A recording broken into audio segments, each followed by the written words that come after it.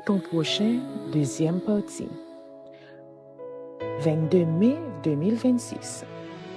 Et voici le second qui lui est semblable. Tu aimeras ton prochain comme toi-même. Matthieu chapitre 22, verset 39.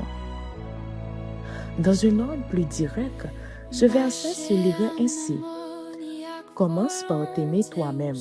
Ensuite, aime ton prochain comme un prolongement de toi-même. Aimer son prochain, c'est savoir s'aimer soi-même, non pas égoïstement, mais en reconnaissant sa valeur devant Dieu.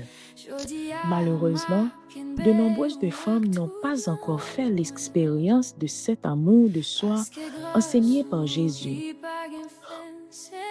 Tout au long de leur vie, elles mendient, commandant ici et là des louanges, ici et là de la reconnaissance, ici et là de la popularité. Elles mesurent leur valeur en fonction de l'acceptation des autres, ce qui leur permet de contrôler leur paix, leur joie et leur contentement, cédant facilement à la critique. Plus il y a de la popularité, plus il y a d'approbation et d'amour. C'est une erreur. Un compliment peut être sincère, mais il peut être un piège.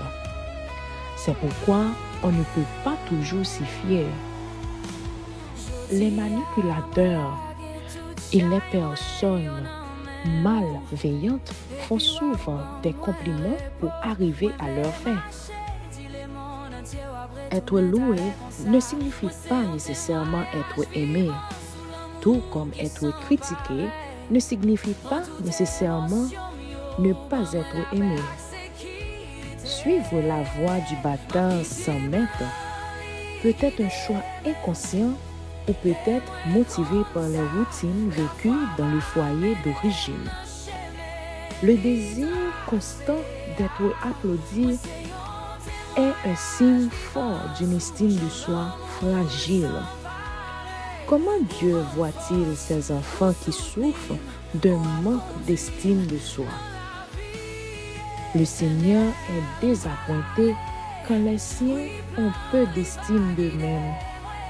Il désire que ses héritiers s'estiment en proportion du prix de leur rachat.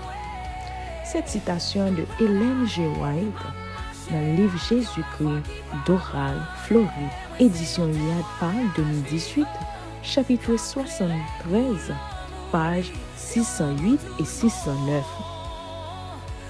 Mettons de côté la quête d'applaudissement et la dépendance à la reconnaissance. Notre valeur réelle n'en dépend pas.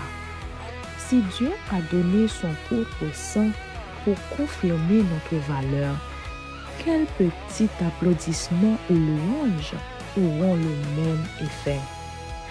Acceptons la valeur que nous avons déjà et ne donnons à personne, pas même à ceux qui nous aiment, le pouvoir de contrôler notre vie, nos valeurs, nos croyances, nos sentiments et notre propre personne.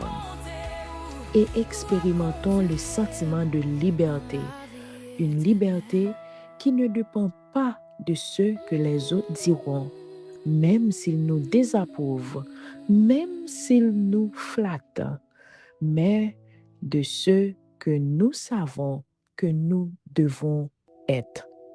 De cette manière, nous accomplirons la partie comme toi-même du commandement.